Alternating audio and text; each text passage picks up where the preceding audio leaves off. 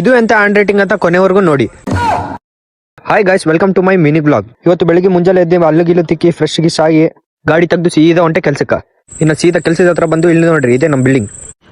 ಇವ್ರು ನೋಡಿ ನಮ್ಮ ಮಾಮ ಒಳ್ಳೆ ಆಫೀಸರ್ ತರ ಬಂದು ಬಟ್ಟೆ ಗಿಟ್ಟೆ ಎಲ್ಲ ಚೇಂಜ್ ಮಾಡ್ಕೊಂತಿದ್ದಾರೆ. ಅಷ್ಟು ಜಲ್ದಿ 2 ಅಫರ್ ಮೇಲೆ ಎಷ್ಟು ಸಿಮೆಂಟ್ ಚೀಲ ಆಗ್ಬಿಟ್ವಿ. ನಮ್ಮ ಮಾಮ ನೋಡಿದ್ರೆ ಸ್ಮೆಲಿಂಗ್ ಕೊಡ್ತಾ ಇದ್ದಾನ.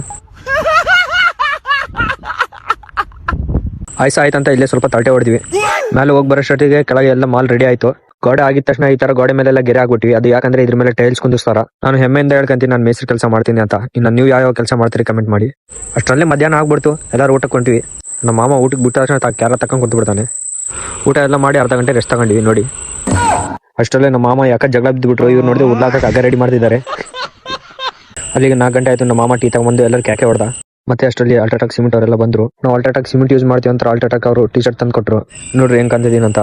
ಇಲ್ಲಿ ನೋಡಿದ್ರೆ ನಮ್ಮ ಅಣ್ಣ ಪುಕ್ಷ ಟಿ ಶರ್ಟ್ ಸಿಕ್ಕತ್ತಂದ ನಗಕತಾನೆ. ಈ ಒಂದು ಅದ್ಭುತವಾದ ಕ್ಷಣಕ್ಕೆ ಭಾರತವೇ ಸಾಕ್ಷಿಯಾಗಿದೆ. ಟಿ ಶರ್ಟ್ ಕೊಟ್ಟು ಅವರೆಲ್ಲ ಫೋಟೋ ಇಳಿಸ್ಕೊಂಡ್ರು. ಅಷ್ಟರಲ್ಲೇ ಸಾಯಂಕಾಲ ಆಗ್ಬಿಡ್ತು. ನನ್ನ ಕೈ ನೋಡಿದ್ರೆ ಫುಲ್ ಮೆತ್ತಿಗಾಗಿ ಬ್ಲಡ್ ಬರ್ತಿತ್ತು. ಇನ್ನು ಸಿಮೆಂಟ್ ಅವರು ದೀಪಾವಳಿಗೋಸ್ಕರ ಸ್ವೀಟ್ ಕೊಟ್ಟರು. ಅದು ಇಸ್ಕೊಂಡು ಸೀದಾ ಮನೆಗೆ ಬಿಟ್ಟೆ ದಾರಿ. ಇವತ್ತಿನ ಬ್ಲಾಗ್ ಇಷ್ಟೇ. ನಾನು ಈ ಬ್ಲಾಗ್ ಇಷ್ಟ ಆದರೆ ಎಲ್ಲರೂ ತಪ್ಪದೆ ಫಾಲೋ ಮಾಡಿ.